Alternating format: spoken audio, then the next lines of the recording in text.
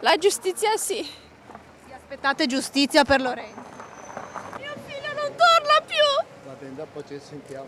La disperazione di mamma Ioana, straziata dal dolore a forza di chiedere solo giustizia per il suo Lorenzo che le è stato strappato a soli 20 anni. Insieme a lei il marito Vasile. Voglio capire e voglio avere una risposta giudiziaria, una risposta chiara dal magistrato e di tutti quelli che stanno seguendo il caso. Lo avevano salutato sabato sera, 40 euro in tasca per trascorrere una serata in discoteca, ma Lorenzo non è più tornato.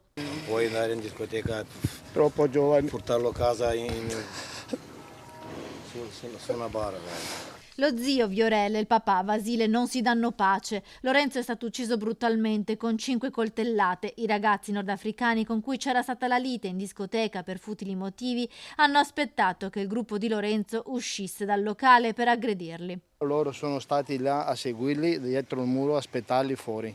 È stato un agguato. Un Stato... agguato che aspettavano Perché per dentro ore. i buttati fuori li hanno buttati fuori. Ma E loro sono stati pronti già con i coltelli là.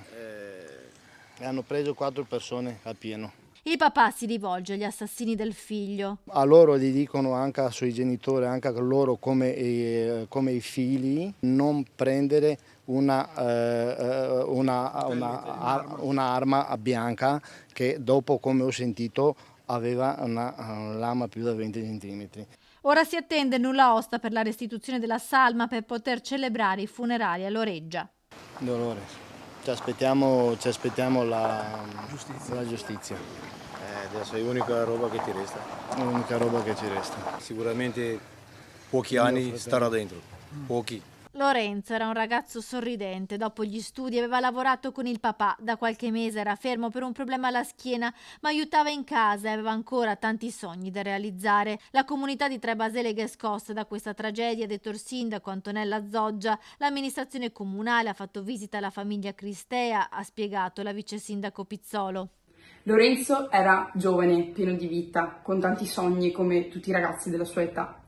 L'amministrazione e tutta la cittadinanza sono accanto a tutte le persone che stanno soffrendo per la perdita del loro figlio, del loro caro, del loro amico.